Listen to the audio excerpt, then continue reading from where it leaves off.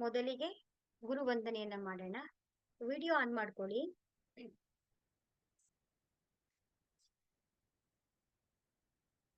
ಗುರುರ್ ಬ್ರಹ್ಮ ಗುರುರ್ ವಿಷ್ಣು ಗುರುದೇವೋ ಮಹೇಶ್ವರಃ ಪರಬ್ರಹ್ಮ ತಸ್ಮೈ ಶ್ರೀ ಗುರುವೇ ನಮಃ. ತಸ್ಮೈ ಶ್ರೀ ಗುರುವೇ ನಮಃ. ತಸ್ಮೈ ಶ್ರೀ ಗುರುವೇ ನಮಃ. ಬ್ರಹ್ಮಾಂಡದಲ್ಲಿರುವಂತಹ ಎಲ್ಲ ದಿವ್ಯ ಶಕ್ತಿಗಳಿಗೆ ಧನ್ಯವಾದಗಳು. ನಮ್ಮ ನಿಮ್ಮ ತಂದೆ ತಾಯಂದಿರಿಗೆ ಧನ್ಯವಾದಗಳು. ನಮ್ಮ ನಿಮ್ಮ ಕುಲದೇವತೆ ಕುಲದೇವರುಗಳಿಗೆ ಧನ್ಯವಾದಗಳು. ನಮಗೆ ವಿಶ್ವಾಸವಿರುವಂತಹ ಎಲ್ಲ ದಿವ್ಯ ಶಕ್ತಿಗಳಿಗೆ ಧನ್ಯವಾದಗಳು. ಬ್ರಹ್ಮ ವಿಷ್ಣು ಮಹೇಶ್ವರಿಗೆ ಧನ್ಯವಾದಗಳು. ಎಲ್ಲ ಸದ್ಗುರುಗಳಿಗೆ ಧನ್ಯವಾದಗಳು. ಎಲ್ಲ ಗುರುಗಳಿಗೆ ಧನ್ಯವಾದಗಳು. ನವದುರ್ಗೆಯರಿಗೆ ಧನ್ಯವಾದಗಳು. ನಮ್ಮ ಹೆಗಲ ಮೇಲೆ ಸದಾ ನಮ್ಮ ಜೊತೆಯಲ್ಲಿರುವಂತಹ ದಿವ್ಯ ಶಕ್ತಿಗಳಿಗೆ ಧನ್ಯವಾದಗಳು. ಅವರ ಕರುಣೆ, ಕೃಪೆ, ಆಶೀರ್ವಾದ ಸದಾ ಯಾವಾಗ್ಲೂ ನಮ್ಮ ಮೇಲೆ ಹೇಗೆ ಇರಲಿ ಅಂತೇಳಿ ನಾವು ಪ್ರಾರ್ಥನೆಯನ್ನ ಮಾಡ್ಕೊಳ್ಳೋಣ.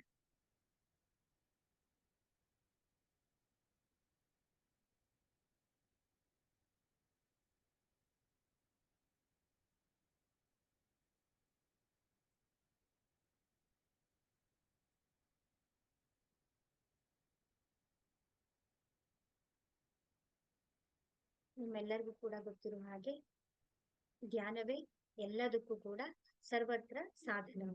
ನಾವು ನಿನ್ನೆ ಹೇಳಿದಾಗೆ ನಾವು ಯಾವಾಗ ನಮ್ಮ 9 ದ್ವಾರಗಳನ್ನ ನಾವು ಕ್ಲೋಸ್ ಮಾಡ್ಕೊಳ್ತೀವೋ ಆಟೋಮ್ಯಾಟಿಕಲಿ ನಮಗೆ 10ನೇ ರಂಧ್ರವಾದಂತಹ ಬ್ರಹ್ಮರಂಧ್ರವು ಕೂಡ ನಮ್ಗೆ ಓಪನ್ ಆಗುತ್ತೆ.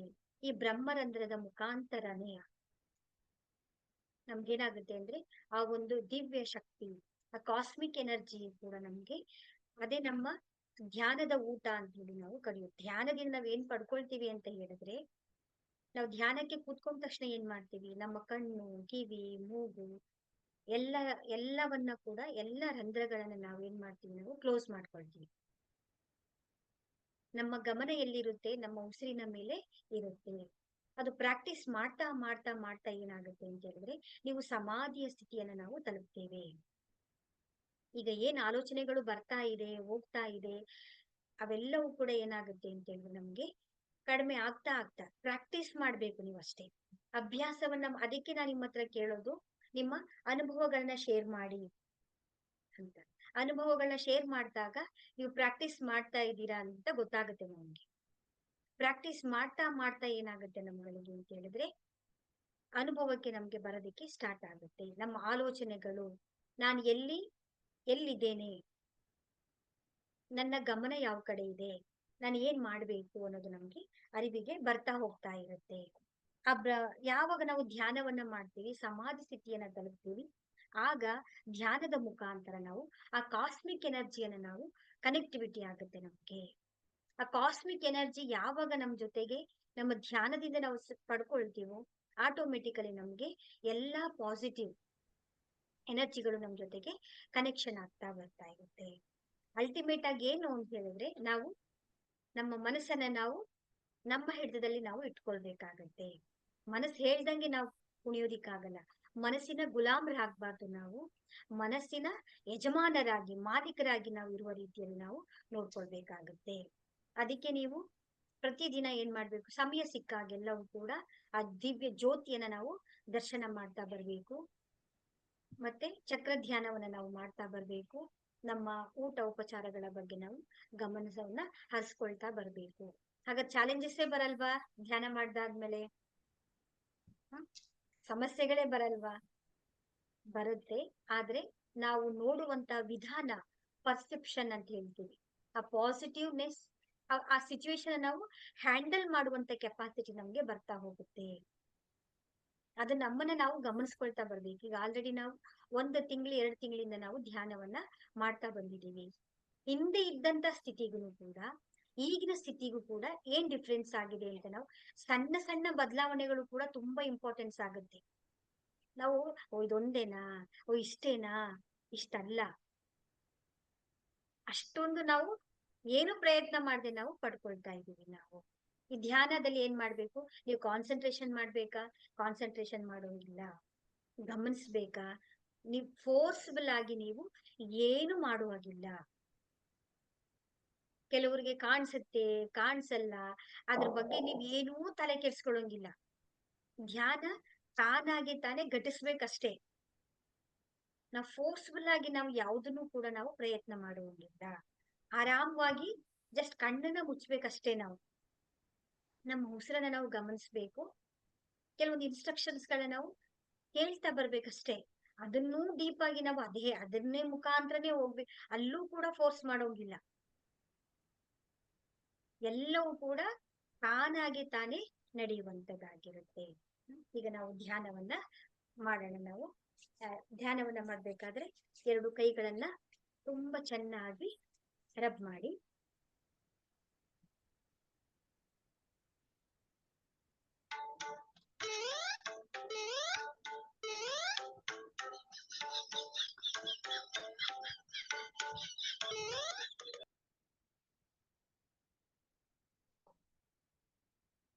ಚೆನ್ನಾಗಿ ಕೈಯನ್ನ ಚೆನ್ನಾಗಿ ರಬ್ ಮಾಡ್ಕೊಳ್ಳಿ. ಉಜ್ಜಿ ಸ್ವಲ್ಪ ಶಾಖ ಬರೋ ರೀತಿಯಲ್ಲಿ ಕೈಯನ್ನ ಉಜ್ಕೊಳ್ಳಿ.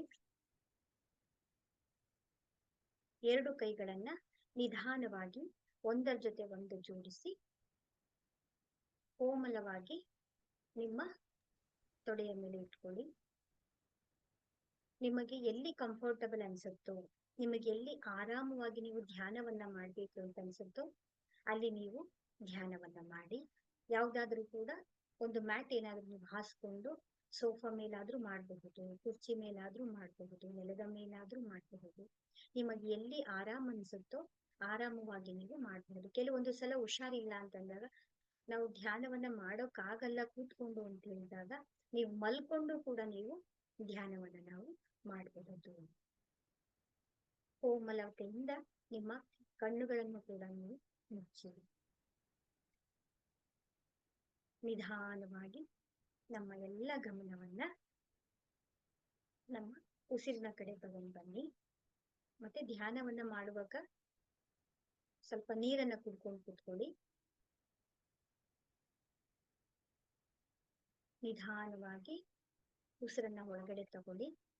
ನಿಧಾನವಾಗಿ ಉಸಿರನ್ನ ಹೊರಗಡೆ ಬಿಡ್ತಾ ಬನ್ನಿ. ಎಷ್ಟು ನಿಧಾನವಾಗಿ ಸಾಧ್ಯವೋ ಅಷ್ಟು ನಿಧಾನವಾಗಿ ನಿಮ್ಮ ಉಸಿರನ್ನ ನಿಮ್ಮ ಮೂಗಿನ ತುದಿಯಲ್ಲಿ ನಾವು ಉಸಿರನ್ನ ಗಮನಿಸ್ತಾ ಬರಬೇಕು.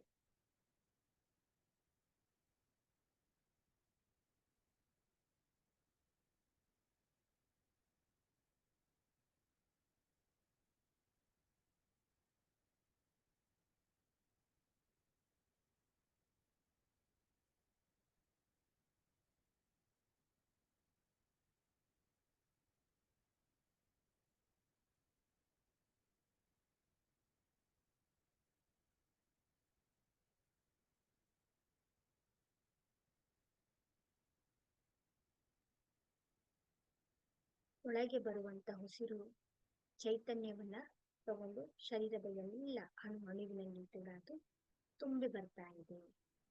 ಹೊರಗೆ ಹೋಗುವಂತಹ ಉಸಿರು ನಮ್ಮಲ್ಲಿರುವ ನಕಾರಾತ್ಮಕ ಶಕ್ತಿಗಳೆಲ್ಲವನ್ನು ಕೂಡ ಬ್ರಹ್ಮಾಂಡದಲ್ಲಿ ವಿಲೀನಗೊಳಿಸ್ತಾ ಇದೆ.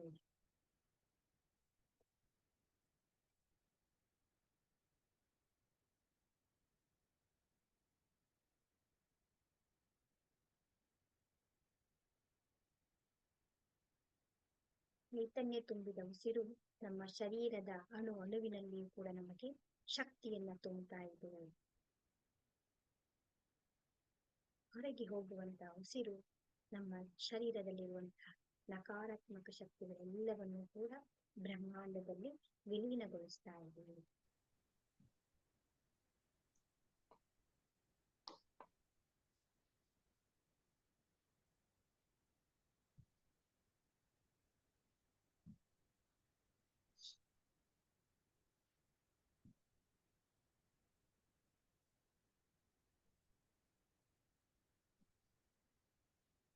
ನಮ್ಮ ಗಮನ ಎಲ್ಲವೂ ಕೂಡ ನಮ್ಮ ಉಸಿರನ್ನ ನೋಡ್ಬೇಕು. ನಾವು 3ನೇ ಕಣ್ಣಿನಿಂದ ಉಸಿರು ಹೇಗೆ ಒಳಗಡೆ ಬರ್ತಾ ಇದೆ, ಹೇಗೆ ಹೊರಗಡೆ ಹೋಗ್ತಾ ಇದೆ ಅಂತ ಹೇಳಿ ನಾವು ನೋಡ್ಬೇಕು.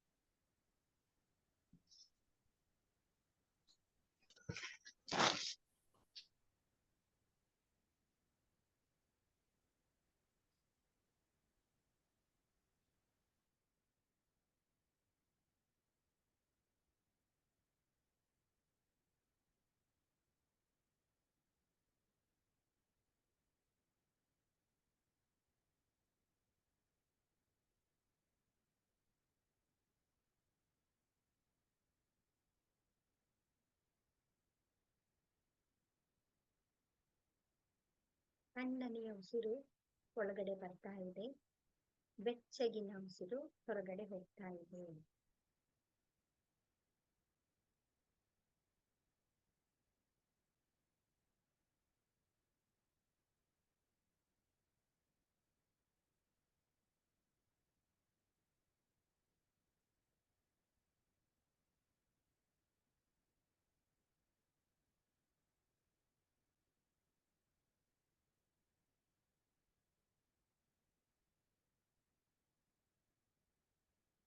ಒಳಗೆ ಬರುವಂತ ಉಸಿರು ನಮ್ಮ ನಾಭಿ ಚಕ್ರವನ್ನ ಅತ್ಯಂತ ಪ್ರಕಾಶಮಾನವಾಗಿ ಪ್ರಜ್ವಲಿಸ್ತಾ ಇದ್ದೀವಿ.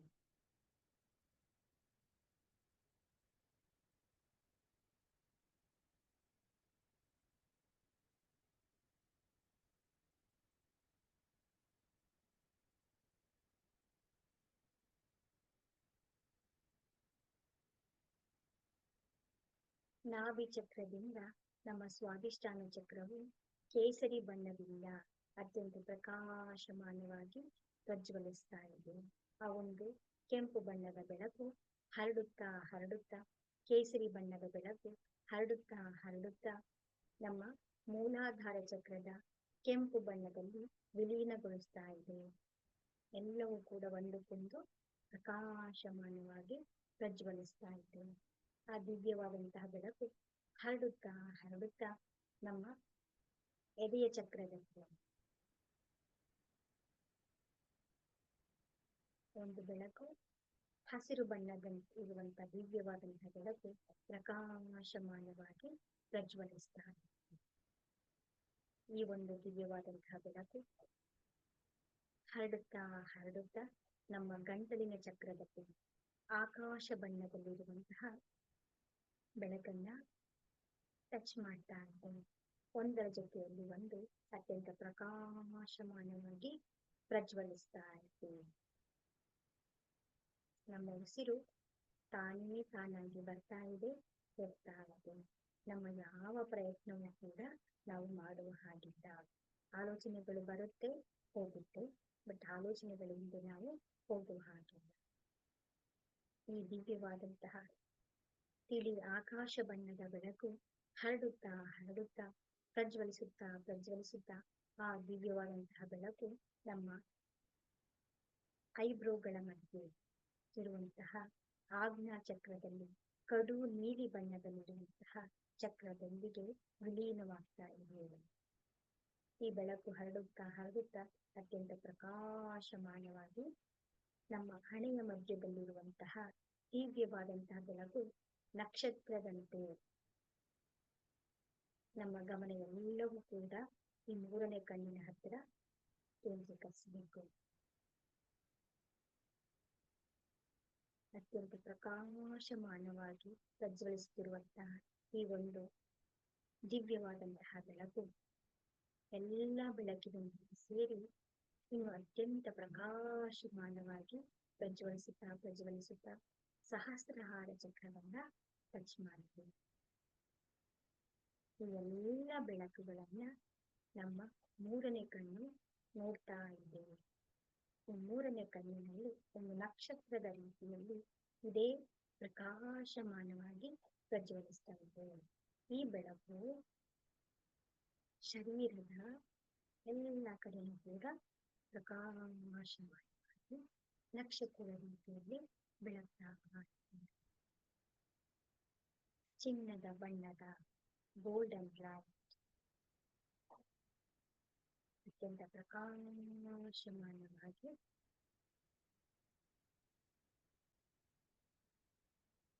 ಎಲ್ಲ ಕಡೆಯೂ ಕೂಡ ಬೆಳಕು ದೀಪದ ಬೆಳಕಿನಲ್ಲಿ ಹರಡ್ತಾ ಇದೆ. ಈ ಚಿನ್ನದ ಬೆಳಕಿನ ಮಧ್ಯೆ ಬ್ರಹ್ಮಾಂಡದಲ್ಲಿರುವಂತಹ ದಿವ್ಯವಾದಂತಹ ಚಿನ್ನದ ಬಣ್ಣದ ಬೆಳಕು ನಮ್ಮ ಸಹಸ್ರಾರ ಚಕ್ರದಿಂದ ನಮಗೊಂದು ಟಾರ್ಚ್ ಲೈಟ್ ರೀತಿ ನಮ್ಮ ಮೇಲೆ 4 ಕಡೆಗಳನ್ನು ಕೂಡ ಸುರಿತಾ ಇದೆ, ಹರಿತಾ ಇದೆ. ನಾವು ಹೇಗೆ ಶವರಲ್ಲಿ ನಾವು ಸ್ನಾನ ಮಾಡಿದಾಗ ಆ ಮಳೆಯ ನೀರು ನಮ್ಮ ಶರೀರವನ್ನ ಆವರಿಸಿಕೊಳ್ಳುತ್ತೆ, ಆ ರೀತಿ ಒಂದು ಚಿನ್ನದ ಬಣ್ಣದ ಬೆಳಕು ಬ್ರಹ್ಮಾಂಡದಿಂದ ಅತ್ಯಂತ ದಿವ್ಯವಾದಂತಹ ತುಂಬ ಶಕ್ತಿಯುತವಾದಂತಹ ಚಿನ್ನದ ಬೆಳಕಿನಲ್ಲಿ ನಾವು ಸ್ನಾನ ಮಾಡುವ ರೀತಿ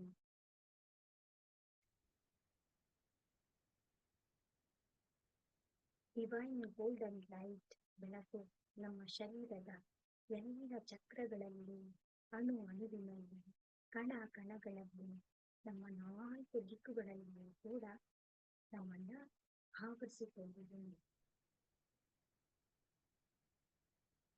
ಇದು ಶಕ್ತಿಯುತವಾದಂತಹ ದಿವ್ಯವಾದಂತಹ ಚಿನ್ನದ ಬಣ್ಣದ ಬೆಳಕು. ಕೆಲವರಿಗೆ ಚಕ್ರಗಳಲ್ಲಿ ವೈಬ್ರೇಷನ್ ಆಗುತ್ತೆ, ಬಾಡಿ ಶೇಕಿಂಗ್ ಆಗ್ಬೋದು, ಕೆಲವರಿಗೆ ಹೀಟ್ ತರ ಆಗಬಹುದು, ಕೆಲವರಿಗೆ ತಣ್ಣನೆ ಅನುಭವ ಕೂಡ ಆಗಬಹುದು, ಕೆಲವರಿಗೆ ವೈಬ್ರೇಷನ್ಸ್ ಕೂಡ ಆಗಬಹುದು. ಯಾವುದ್ರ ಬಗ್ಗೆನೂ ಚಿಂತೆ ಬೇಡ. ಜಸ್ಟ್ ನಾವು ಆ ದಿವ್ಯವಾದಂತಹ ಬೆಳಕಿನಲ್ಲಿ ನಾವು ನಿಂತಾ ಇದ್ದೀವಿ. ಆ ದಿವ್ಯವಾದಂತಹ ಬೆಳಕು ಎಲ್ಲ ದಿಕ್ಕುಗಳಿಂದಲೂ ಕೂಡ ನಮ್ಮನ್ನ ಆವರಿಸಿಕೊಂಡಿದೆ.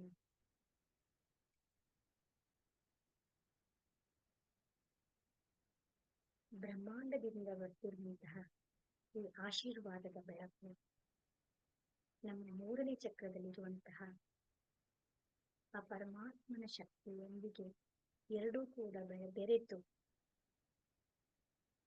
ಒಂದು ದಿವ್ಯವಾದಂತಹ ನಕ್ಷತ್ರದಂತಹ ಬೆಳಕು ನಮ್ಮ 3ನೇ ಕಣ್ಣಲ್ಲಿ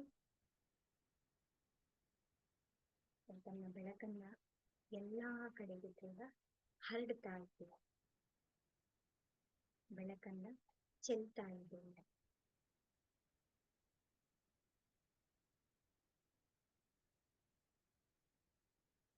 ಅತ್ಯಂತ ದಿವ್ಯವಾದಂತಹ ಈ ಪ್ರಕಾಶಮಾನವಾದಂತಹ ಬೆಳಕು ನಮ್ಮ ಕೋಣೆಯನ್ನ ಆವರಿಸಿಕೊಂಡಿದೆ.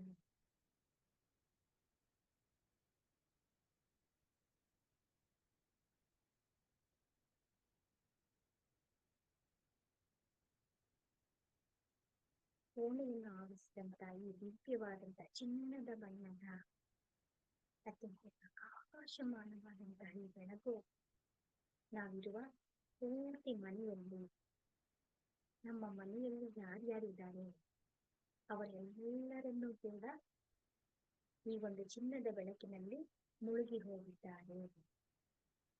ಎಲ್ಲರೂ ಕೂಡ ಪ್ರತಿಯೊಂದು ಈ ಮನೆಯ ಪ್ರತಿಯೊಂದು ಭಾಗದಲ್ಲೂ ಕೂಡ ಈ ಪ್ರಕಾಶಮಾನವಾದಂತಹ ಚಿನ್ನದ ಬೆಳಕು ಎಲ್ಲ ಕಡೆನೂ ಕೂಡ ವ್ಯಾಪಿಸ್ತಾ ಇದೆ. ಅಷ್ಟೊಂದು ಅದ್ಭುತವಾದಂತ ಒಂದು ಚಿನ್ನದ ಬಣ್ಣದ ಬೆಳಕು ಮನೆಯಲ್ಲಿರುವಂತಹ ಎಲ್ಲ ವ್ಯಕ್ತಿಗಳನ್ನು ಕೂಡ ಈ ಒಂದು ಬೆಳಕಿನಲ್ಲಿ ಅವರು ನಮ್ಮ ಹಾಗೆ ಬೆಳಕಿನಲ್ಲಿ ವಿಲೀನವಾಗಿದ್ದಾರೆ.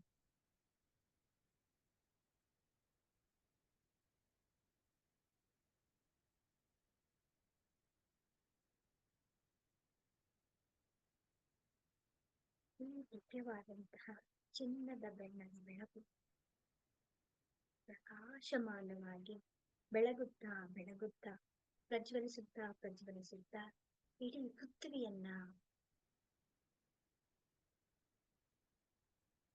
ಪೃಥ್ವಿಯನ್ನ ಆವರಿಸಿದೆ.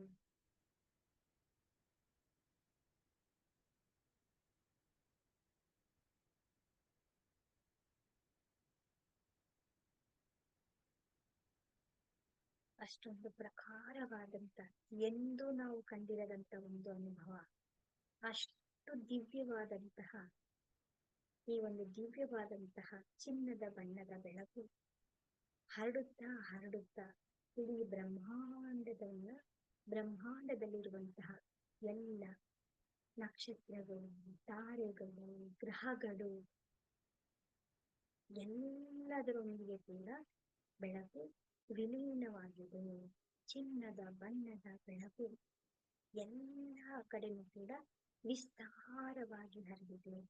ನೀವು ಯಾವುದೇ ವಸ್ತುಗಳನ್ನು ಕೂಡ ನಾವು ನೋಡಬಹುದು, ಮಾತಾಡಬಹುದು, ಭಾವನೆಗಳನ್ನ ಹಂಚಿಕೊಳ್ಳಬಹುದು. ಎಲ್ಲ ಘಟನೆಯನ್ನ ನಮ್ಮ ಮೂರನೇ ಕಣ್ಣು ನೋಡ್ತಾ ಇದೆ. ಮೂರನೇ ಕಣ್ಣಿನ ಮುಖಾಂತರ ನಾವು ಎಲ್ಲವಾದಂತಹ ಎಲ್ಲ ಘಟನೆಗಳನ್ನು ನಾವು ನೋಡ್ತಾ ಇದ್ದೇವೆ.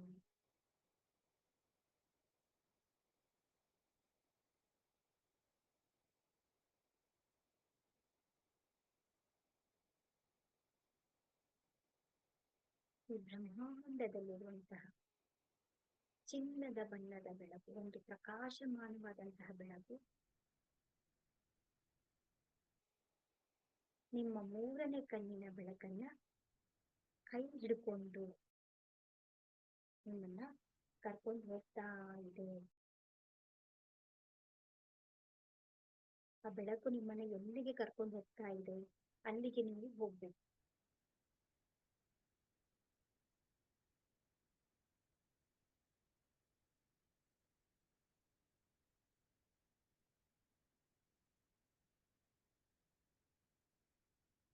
ದಿವ್ಯವಾದಂತಹ ಬೆಳಕು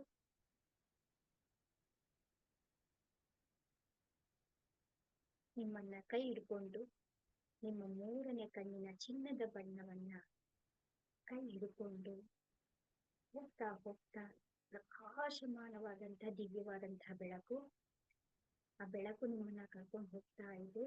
ನೀವು ಅದರ ಹಿಂದೆ ಹೋಗ್ತಾ ಇದ್ದೀರಾ.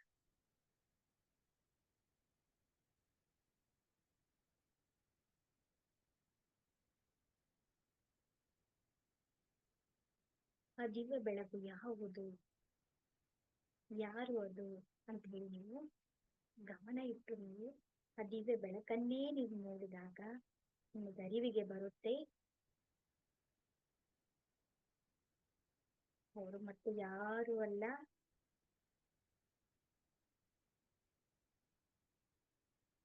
ಆ ದಿವ್ಯವಾದಂತಹ ಬೆಳಕನ್ನ ನೋಡಿ ಕೆಲವರಿಗೆ ಕಣ್ಣಲ್ಲಿ ನೀರ್ ಬರ್ತಾ ಇದೆ, ಅಳು ಬರ್ತಾ ಇದೆ.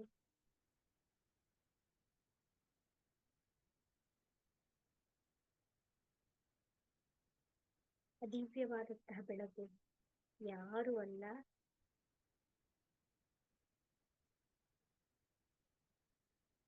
ತುಂಬಾ ಭಕ್ತಿಯಿಂದ ನಾವು ಆರಾಧನೆ ಮಾಡ್ತಾ ಇರುವಂತಹ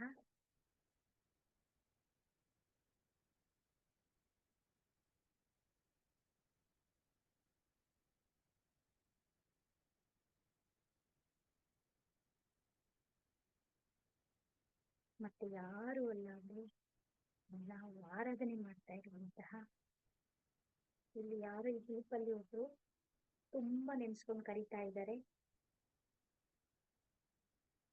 ಅವ್ರು ಯಾರು ಅಲ್ಲ,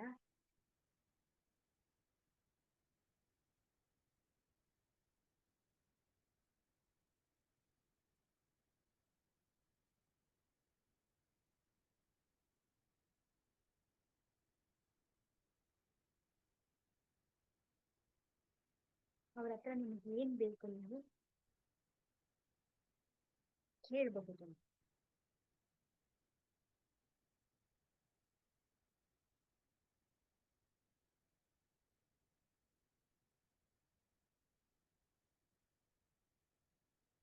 ಅವರ ಆಶೀರ್ವಾದ, ಅವರ ಕೃಪೆ ಮುಂದೆ ಕೂತಿರುವ ನಿಮ್ಮ ಶಿರಸ್ಸಿನ ಮೇಲೆ ಅವರ ಆಶೀರ್ವಾದ, ಚಿನ್ನದ ಬಣ್ಣದ ಬೆಳಕು ಇಡೀ ಶರೀರವನ್ನ ನಿಮಗೆ ಆಶೀರ್ವಾದವು ಇಡೀ ಶರೀರದಲ್ಲಿ ನಿಮಗೆ ತುಂಬಿ ಹೋಗಿದೆ.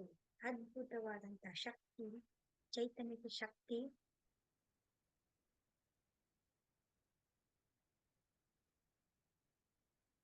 ನಿಮಗೆ ಇಡೀ ಶರೀರದಲ್ಲೆಲ್ಲವೂ ಕೂಡ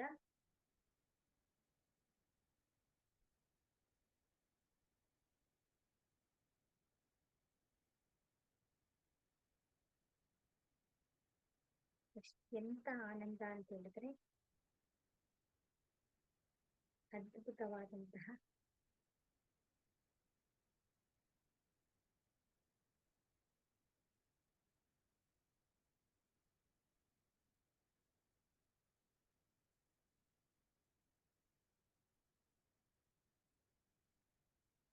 ನಿಮಗೆಲ್ಲರಿಗೂ ಕೂಡ ಆಶೀರ್ವಾದವನ್ನು ಮಾಡಿದಂತೆ ದಿವ್ಯವಾದಂತಹ ಬೆಳಕು ಎಲ್ಲಿಂದ ಬಂದಿತ್ತು ಅಲ್ಲಿ ಅದು ನಿಧಾನವಾಗಿ ವಿಲೀನವಾಗ್ತಾ ಇದೆ, ವಾಪಸ್ ಹೋಗ್ತಾ ಇದೆ. ನೀವು ಚಿನ್ನದ ಬಣ್ಣದ ಶಕ್ತಿಯನ್ನ ಇಡೀ ಶರೀರದಲ್ಲಿ ತುಂಬಿಸಿಕೊಂಡು ನಿಧಾನವಾಗಿ ಎದ್ದು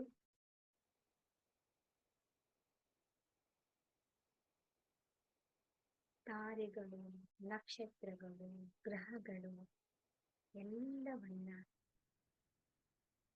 ನೋಡ್ತಾ ನೋಡ್ತಾ ವಾಪಸ್ ನಿಧಾನವಾಗಿ ನೀವು ನಿಮ್ಮ ಸ್ವಾಭಾವಿಕವಾದಂತಹ ಸ್ಥಳಕ್ಕೆ ನೀವು ಬರ್ತಾ ಇದ್ದೀರಾ. ನೀವು ಬರ್ತಾ ಬರ್ತಾ ಬರ್ತಾ ನಿಮ್ಮ ಆಜ್ಞಾ ಚಕ್ರದಲ್ಲಿ ಆ ದಿವ್ಯವಾದಂತಹ ಚಿನ್ನದ ಬಣ್ಣದ ಬೆಳಕು ವಾಪಸ್ ಬಂದು ನಿಮ್ಮ ಹಣೆಯ ಮೇಲೆ ನಿಮಗೆ ಸೇರ್ಕೊಳ್ತಾ ಇದೆ. ಅದ್ಭುತವಾದಂತಹ ಆಶೀರ್ವಾದದಿಂದ ನೀವು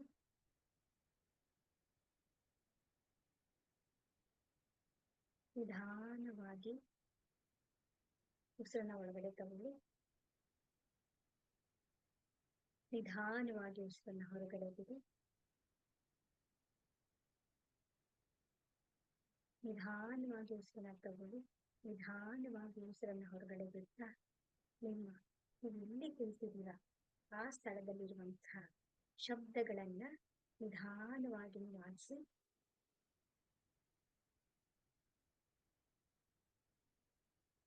ಕಾಲು ಬೆರಳುಗಳನ್ನ ಅಲುಗಾಡಿಸಿ, ಕೈ ಬೆರಳುಗಳನ್ನ ಅಲುಗಾಡಿಸಿ ನಿಧಾನವಾಗಿ ಕಣ್ಣನ್ನ ತೆಗೀರಿ. ಕೆಲವರಿಗೆ ಕಣ್ಣನ್ನ ಬೇಗ ಓಪನ್ ಮಾಡಕ್ಕಾಗಲ್ಲ, ನಿಧಾನವಾಗಿ ಕಣ್ಣನ್ನ ತೆರಿ. ಕೈಯನ್ನ ಉಜ್ತಾ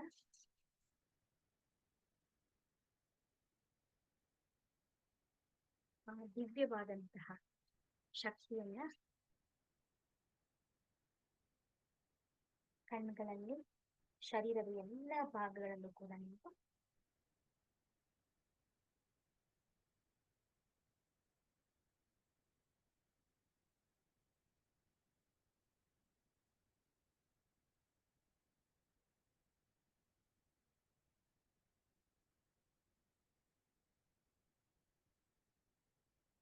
ಇವತ್ತು ತುಂಬಾ ಅದ್ಭುತವಾದಂತಹ ಒಂದು ಧ್ಯಾನ ಅಂತ ಹೇಳ್ಬಹುದು. ನಿಮ್ಮ ಅನುಭವನ ಯಾರು ಶೇರ್ ಮಾಡ್ತೀರಾ?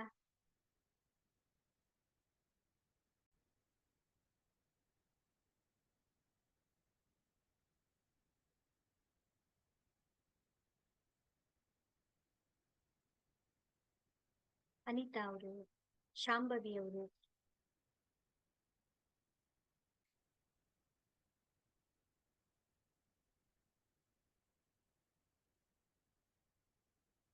ಹೇಗನ್ನಿಸ್ತು?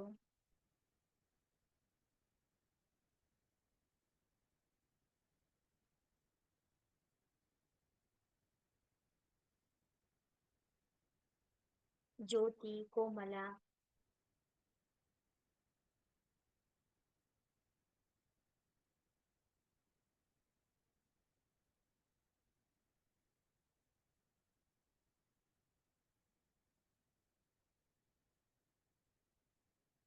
ಶಿವರಾಜ್ ಅವರು, ಸಾಮ್ರಾಟ್ ಅವರು, ನನ್ನ ಹೆಸರು ಕರ್ದು ಕರ್ದು ಕೇಳ್ಬೇಕಾ ಅನುಭವನ ಹೇಳಿ ಅಂತ?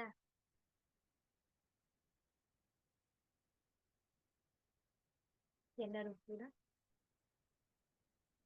ಡೀಪ್ ಆಗಿ ಧ್ಯಾನ ಮಾಡ್ತಿದ್ದೀರಾ ಅಂತ ಅನ್ಕೊಳ್ತೀನಿ ನಾನು.